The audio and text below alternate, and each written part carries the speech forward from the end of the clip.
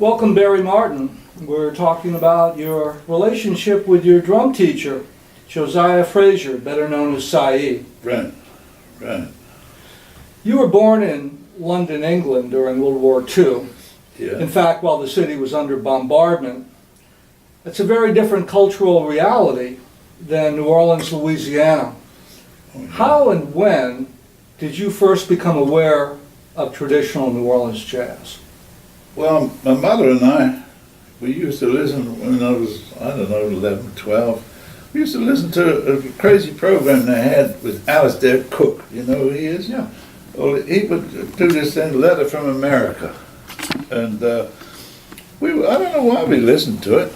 I guess it was just America seemed like a better place to be.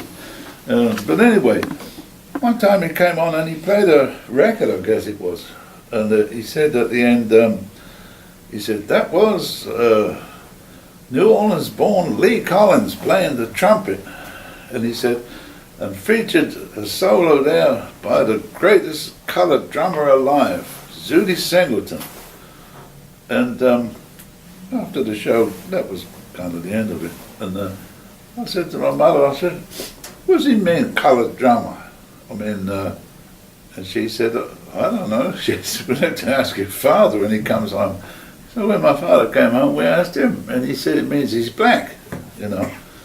I said, it's from New Orleans. I might have heard of New Orleans, but I don't know. I kind of got interested in it from that, you know. How old were you then? I was about 12 maybe, Okay. something like that. And then I left school when I was 14 and I kept hearing more and more New Orleans jazz records, you know, getting more drawn to it. And I was You heard them on playing, the radio, or did you start Yeah. collecting records? sort of both. I mean, the first record I ever bought, used to have these parties that you bring records to, and you go to somebody's house and you get the girls if you had records, you know. And I went to the local record store, asked him if they had any records, and he said, yeah, we've only got one. It was 78. And I said, well, I guess I better take that. It was Louis Armstrong's All-Stars playing Bass and Street Blues, double-sided. And I really liked it. When I took it to the party, the girls didn't seem to like it much, so I left there by myself, but I didn't give a hoot. I liked the music more than I liked the girls at that time. It was fabulous. And then the second record I bought was on English Vogue, and it was George Lewis New Orleans Stompers playing Fidgety Feet and Dauphine Street Blues. I mean, who'd have thought that? And then I joined the bands that liked New Orleans style of music. I was playing drums obviously by then, and you know, and then I kept thinking, well, this is all very fine, but I should go to New Orleans, you know. And my girlfriend at the time said, well, you go, I'll wait. And so I had a program at that time for £50. You could go to Canada and you had to stay there 2 years. Well, I knew I wouldn't stay there no 2 years, but I went and I skipped the border. But shh, don't you tell anybody.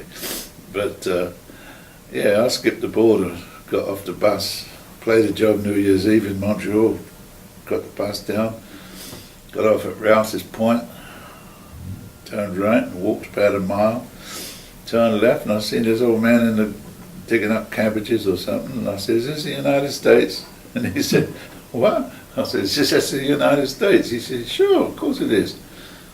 And then I walked to Burlington, I think, got a bus down to New York City, and I went to visit Zooty. I called him, and I said, Mr. Singleton? And he said, yeah, but everybody, he had such a soft voice, everybody calls me Zooty. I said, oh, well, wait a minute, I think you must have thought we met. We'd never met. He said, that don't matter, come on over. So I went over to his house, and he was so nice. We walked down this hallway, and his wife, who was Marge, she was the sister of Charlie Crest. She was sitting up, looking out the window. We walked down this hallway, I said, oh God, look at this. I said, Fred Robinson and Massey car. And he said, you've been here before. I said, no. He couldn't believe that I knew these pictures and who was in them and what it was all about. Well, you had a pretty broad awareness of who the New Orleans players were. Yeah. But among New Orleans drummers, how did you first find out about Josiah Frazier? Well, I asked Zudi if he'd give me some drum lessons. I said, I'll stay in New York. I'm on my way to New Orleans. And he said, man, I can't teach. He has such a beautiful soft voice. He said, man, I can't teach nobody.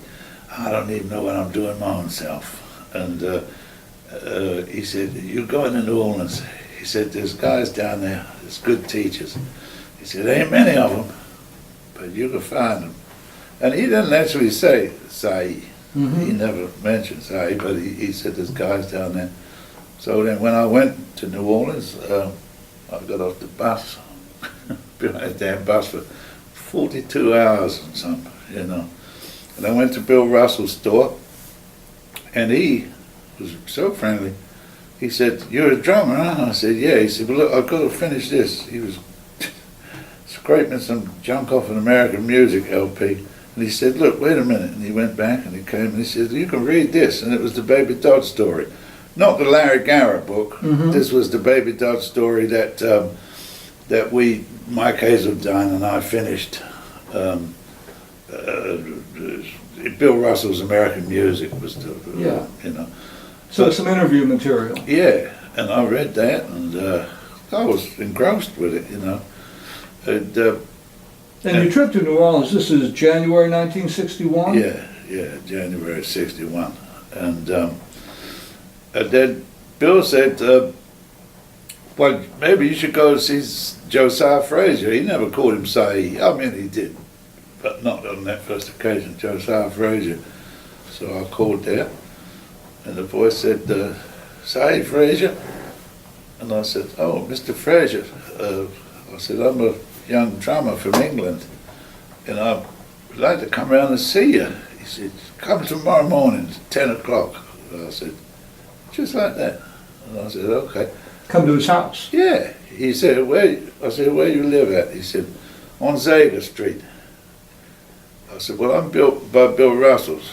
Oh, yeah, man, you tell Bill hello. Who knew Bill? And he said, Bill will tell you how to get here. You can walk here from there. And I did. It was right back of the Circle grocery store. Was there still. So he opened the door. And he said, man, come on in. Come on, sit down. And he set his drums up.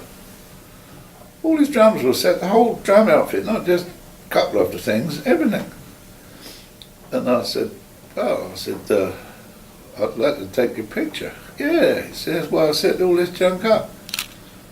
And I said, I noticed on the bass drum it said letters DG. I said, what does that mean? And he said, damn good. And later he changed it to Cie. Which is not an exaggeration. Oh no, he was, I said, do you teach, Mr. Frazier? And he said, you can't keep on calling me Mr. Frazier, man. And he said, Cie. And I don't know, I came from a country where you had to know someone well to call him, especially a nickname. But he said, yeah, we can work something out. And I said, well, where would we have him here? Because I said, I'll just rent a little room. And he said, no, we couldn't have him here. And I never thought at the time, see, all these things never occurred to me when you're coming from a place that doesn't have any of that baloney. It's probably because... You're talking about race. In other words, that in the early 1960s, there were still problems based on segregation. Well, and there would probably, his neighbors would say, what's that white boy doing coming here, you know? It could be a threat to them. Yeah. And so I said, well, I haven't asked, but I said, there's possibly a place that Bill Russell, oh, I said, yeah, we could have it at Bill's. He's telling me we could have it at Bill's. But Bill didn't care. He said, sure, yeah. And he came rain or shine. He said, I'll have to charge you, I think it was $2 a lesson. Can you imagine getting charged $2 a lesson to be taught by Josiah Frazier, who was a pupil of old man Louis Cottrell? It's like third hand down, you know. And but meantime, something fate must have taken a hand here, because I couldn't say, well, where can I come and hear you play? I'd never heard him play. I'd heard him on the American Music M.L. Barnes session, little 10-inch LP. Heard him play on that. That was all the things that you could get at that time. But you did have an idea of who he was and how he played. Yeah. And I knew damn well what Zudi had said. Oh, there's guys down there that can teach. I mean, I knew I had a guy that could teach. So why don't you talk a little bit about the New Orleans style of drumming, because you've already mentioned a number of other drummers, and maybe get around eventually to what made Cie a little different from the pack. Well, he was more powerful, I would say. They all were so different. All these New Orleans drummers, after I heard them all at the Riversides, there wasn't one that sounded like the other. Nothing. But they share that approach. For example, you're doing this, and what that means is you're talking about keeping time on a snare drum with press rolls, and the interrelation of the snare drum and the bass drum, whereas a lot of modern drummers that work in the cymbal for the main pulse or whatever, they don't have a consistent bass drum thing going. Alfred just had a bass drum, a snare drum, and a sock cymbal, which he played. It was closed. Perfect timekeeping. Never sped up. I don't care if you put him at the racetrack with the horses. He'd still be doing this and the horses, boom, you know. He was a perfect timekeeper. Did he solo? No, I never heard him play a solo. I never heard any of them play solos much. They weren't particularly interested in solos. He just had that sock cymbal, so there wasn't much he could do. That could have been a woodblock. Yeah. And Cie had a little cymbal that was about that big, sat on the top of his drum. Joe Watkins, well, he did have a big cymbal, Joe. But he used that for accents. Yeah. Or to choke the cymbal, or to do fills. All kind of choke it, like, you know. But with and Paul, of course, Paul had a little tiny cymbal with rivets in it. It was about that big. He didn't have no other cymbals, never had a sock cymbal, nothing, just that, you know. But what a beat. But Zudi, when I was in New York, when I'd seen him, of course, he was with a trio with Parenti and Cliff Jackson, and Zudi played solos. And Cie would do some like snare drum breaks. Yeah, Cie was so powerful a drummer, you know, but it didn't get in the way. That's what I liked. And the first time I played in a band, it was in some little room downstairs of where the can was, the Roy's Nest. It was down there somewhere. And I went there. They were only there for one night. And the band was Howard, Frog, Louis Cottrell, Paul, Placide, and Lester, Blanky, played piano. And I sat there like this. It's great, man. Fabulous drumming, you know. And I got to sit in with him. With Paul? Yeah, that was the funniest thing. But I knew I was playing with my idols, you know, so that was unnerving enough. But also there was the racial thing, man. If the cops had come down here and found me playing with a colored band. Well, we'll get back to that, because you know that's a two-way street that I'm very interested in. Well, and of course where I came from in England, you played bass drum 4 beats to the measure. Here they play 2 beats to the measure. Every New Orleans drummer is going to play 2. Maybe on the out course they go into 4. But Paul said this boy can play drums just for a couple of numbers. They never said great or why do you want to let him sit in? They never said anything. They just sat up there. And so I played with the left foot, so I had to change the snare drum around. Okay. And the cymbal, it wasn't under the change because it was only on. And I played, man, and I don't know what the number was, walked through the streets of the city, let's say. And I'm playing 4/4 on the bass drum. And Howard says after about 2 bars, he says, don't play like that on a bass drum. And folks said, play that bass drum 2 beats, not 4. So I soon learned, I got in that groove. And it was hard not to with them. And Paul, man, when it come to the intermission, Paul berated them. He said, look, you son of a bitches. He said, when you started, I remember, he said, you weren't that damn hot. He said, leave this boy alone. He's going to learn. And of course, learn I did, you know. But that racial thing was, oh man, that was rough, you know. You couldn't do too much, you know. And I mean, Paul was taking a chance too, because Paul would have gone to jail telling me to play with him. That's the point that I'm really interested in is, you know, you weren't necessarily familiar with the racial situation in the U.S. at the time, No. but the musicians that you were hooking up with were very familiar with it because Oh, yeah. they were the ones who had to withstand the oppression day after day after day, and yet they were willing to take a chance to risk something by bringing you into the mix. That, I think, is a little surprising. It's also kind of courageous, but it says a lot about the attitude of New Orleans musicians toward perceived outsiders, which is, they come with the right attitude, come on in, you're part of the family. Well, I don't think, some of them couldn't understand my accent too well, let alone anything else. Paul seemed to, you know. Could you understand them? Mostly. Okay. Yeah. I mean, someone like Gano or Creole, for example. Oh yeah, George, you could understand him. The ones like Slow Drag, nobody understand him. And Twat, Right. Twat Or was about Minetta. the same. Yeah. Yeah, they, you know, but they, I don't know, it was kind of, they all saw something in me.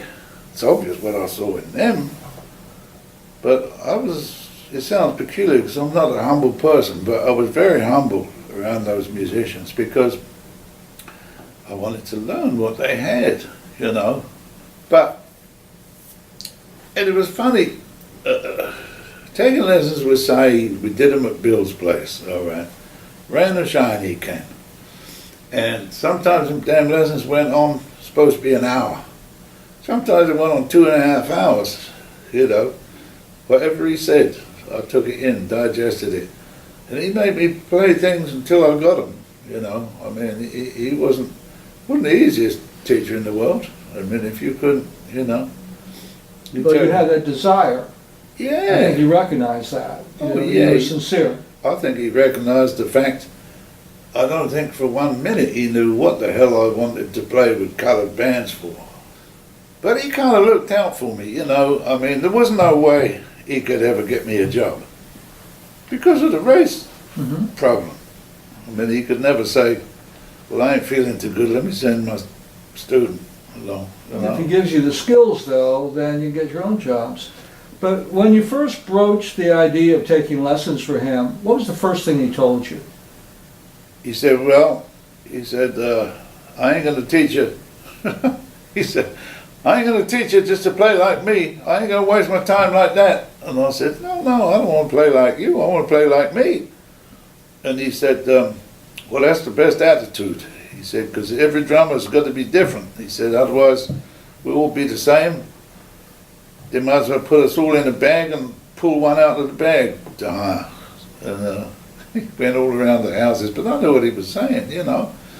And I didn't want to play drums like him, you know. I couldn't, apart from everything else, the beat he had. And he made me go over things till I had them. Like play a waltz, for instance. He played the first and the third and the first beat. And I couldn't grasp that at first, but it was foreign to me. And no, he said, that ain't what you're supposed to do like that. Do this. And he'd show me. And he'd move me off the drums and he'd sit there and show me. And then he'd come back and I would do it, you know. And Bill was tickled pink because Bill decided to record all this. And so those lessons are all up here at your place here. And another funny thing, Saeed told me, he said, look, he said, what do you do when you leave here? You've got no drums. I said, at my hotel room? Lord, no. Throw me out the street. I didn't have any drums with me anyway. I don't carry drums when I'm... So he said, well, look, we're going to make a practice pad. He said, I'll show you how to do it. And then Mr. Russell, he said, Mr. Russell, you help him make this because you know how to do. And we went back to Bill's and we made this. I'll show you because it's funny. Look at this. Wow. Now that's a sink stopper. And we cut in pieces of wood and you put that up like that. See, that alters the angle. Oh, so you can angle it any way you want. Any way you want. That's ingenious. But look what Bill did. Bill Russell made that. Yeah, well, Bill and I did the hammering and I stuck this on there. Here's the funny thing. Bill said, look, I said, we have to get a hinge for it. He said, no, I don't need a hinge. And he said, you know what this is? And he pulled out this snare drum. I said, no, it's this Baby Dodd's snare drum case. And he cut this little piece of leather off. Wow. We've been talking about the sort of racial differential between white and black drummers, white and black styles and whatnot. And, you know, in the white world, if you want to become a musician, you go to music school. Right. And you learn theory and you might learn to read music and whatnot. But in the black community in New Orleans, they have what's called a hands-on tradition. And I think that what you are expressing about your relationship with Cie qualifies as the hands-on tradition. And this is how people learn, like within families, neighborhood, kinship systems and whatnot. It's how the music is passed on from one generation to the next. So even though you were a white kid from London, England, basically they were treating you like a black musician. Yeah, well, they could sense in me that I wasn't interested in all that claptrap. I mean, I wasn't, what the hell did I care if they were black or they were Chinese? It was the music that I was interested in. Well, you joined the Black Local 496 as well. Oh, so, yeah, I forgot about that. Yeah. Besides the lessons he gave you for drumming, what did Cie teach you about being a musician in general? Well, he said, everything ain't like it is here. We don't generally play from any music. He said, but a lot of times you're going to be required to play music, which I knew I wasn't because I wasn't interested in that. Not looking for that. But I remember I said to him, well, can you play from music? He said, sure, yeah, I'll play from music. Whatever you want, you give it to me. I would say, Cie, right now, today, if he was still here with us, if they hired him for the New Orleans, I don't know what it's called, classical orchestra that plays in the Orpheum Theatre, he'd go down there and put up a score. He read a piano score or drum music? No, drum music. Okay. Drum music. Yeah. I don't know whether he could read a piano score, but drum music, yeah. But he was very adept at doing that, you know. And he wanted to teach me to do that, but I wasn't sort of so much intent on that. I was more intent on playing the music he played with the jazz bands. I never heard him play with a straight band, see. I only heard him play with Dixieland bands, Percy, Emma, and all that, you know. And I mean, look, he was loud, but there's a difference. He wasn't noisy. That's what a lot of young musicians today, you can't make them understand the difference. Loud is one thing, noisy is for the birds. He brings some power to drive in a band, but at the same time, he's also aware of dynamics, I'm sure. So he brings it up, he brings it down, out chorus, pop on those cymbals on the upbeat. He was always under you. Let's get back to the lessons. So you're sitting down, there's one drum set, and the two of you. So what was the dynamic? Cie would show you and then you would get on the set and try it? Yeah. I know in the recordings by Bill Russell and whatnot that you're working on Maryland, you're working on High Society, which are frequently brass band tunes, although you're doing it on a trap set. So were you learning simultaneously how to work a New Orleans traditional jazz band and a brass band in your lessons with Cie? No, he never really showed me anything in brass bands. Okay. He played brass band, bass drum, and he played snare drum.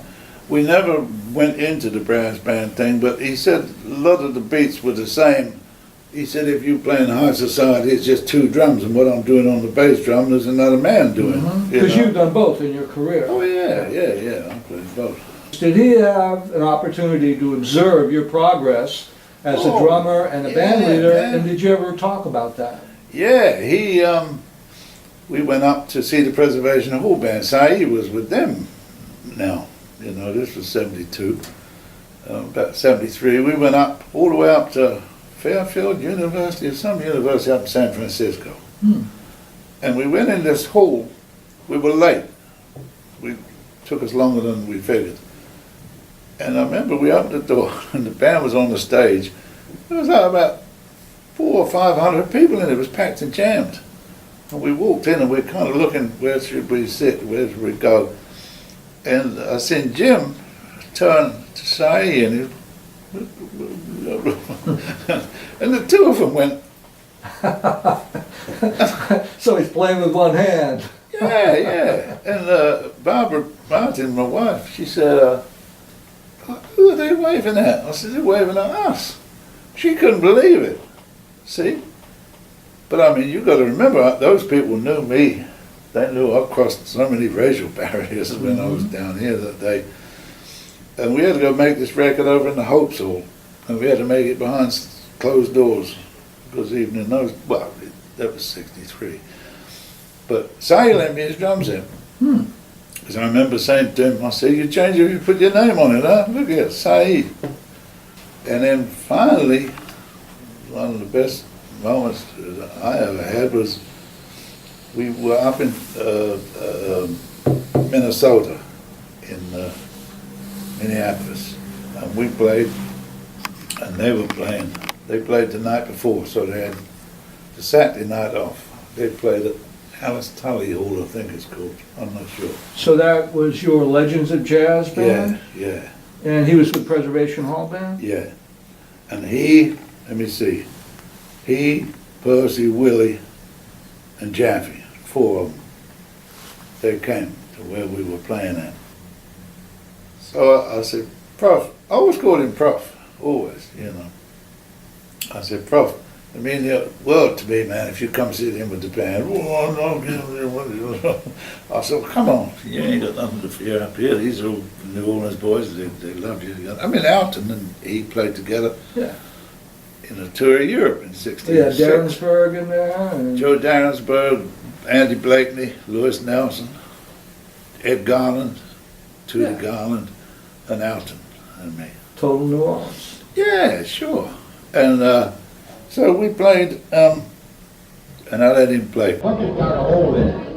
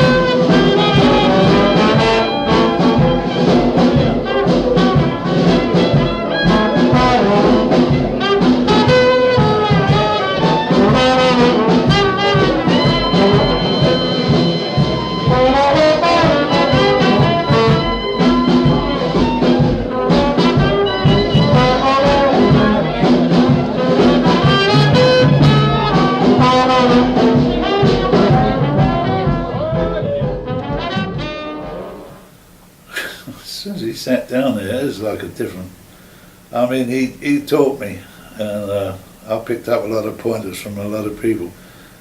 I've never had anything, the power that he had. The drive, yeah. The power, just, and it was mostly snare drum. Yeah. Mostly what he wanted to do, you know. New Orleans musicians really, most of them are about just taking care of business, you know, functionally on the bandstand, playing well, making the band work and whatnot. But every now and then, since you mentioned braggadocio, some New Orleans musicians were known to kind of philosophize about New Orleans style, like Jelly Roll Morton, for example, and Baby Dodds did the same thing for drums with his demonstration records for Bill Russell's and Rudy Blesh. Did Cie ever philosophize about New Orleans style drumming? No, he never really spoke. He knew what it was and what he was passing down. But he never, no. So this is how you make this, and this is how you make that, and by demonstration. We never discussed a lot of things. We were friends, but we were friends in a strange way. I mean, most of my friends, Bill Russell, was the same thing. Do you think it would be fair to say that he was the only teacher you ever had? Yeah, oh yeah. And he always spoke so highly of his teacher. Old man Contrail, he called him. But when I look back on that generation of musicians, I mean, one of the things that strikes me is, in spite of the racial oppression, they were dignified. Oh, they yeah. were respectful people. They were interested in developing a craft. They really were artisans and not blue-collar guys, even though they were very down to earth. And the respect they had for the music and for accomplishment was something I think we can all benefit from. Well, Cie also had a violent temper. A lot of people don't know that, but he had a violent temper. You saw that? Yeah, I saw it. What set him off? Nothing. I mean, just usual. Yeah. Just. She told me one time they were working in Cleveland, and the band, let me see, it was Warner, Sheik, Cie, and Louis Gallo, and they were going up in the elevator. Cie used to carry a mattress needle in his bosom. It was a big old long mattress needle like that. Piece of metal. Yeah. He could hurt somebody with that. Yeah, that was the idea, I guess. I don't know. Anyway, Cie said, God damn, that was a hard one there tonight, man. Warner said, yeah. He said, man, I could go right down there and play the whole thing over again. And Cie, man, reached for that needle and was cussing Warner out. About what? Over nothing. Over nothing, But everybody, I'll say this, everybody respected Cie, Whether you liked him or not, I don't know. But everybody respected him. Did he ever get his just desserts? I think he's still underappreciated, And there's still people who haven't heard of him, which is a damn shame. One of the reasons we're talking today is so people can find out about who he was. Well, I mean, I can't think of anybody I'd have rather had for a teacher than him. He wanted to teach me. It's as simple as that. He's got a family that still, some of them are playing today. Philip Frazier is kin to him, and he's Philip Frazier's brother. Mm-hmm. Keith, yeah. They still, they play, but not in that style. Yeah, the Rebirth brass band.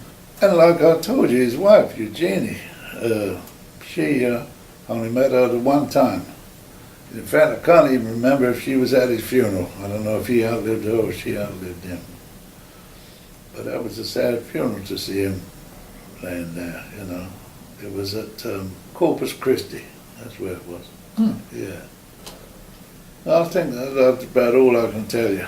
Unless you got more questions. I've got one question for you. Right. You have been working with New Orleans musicians for over half a century.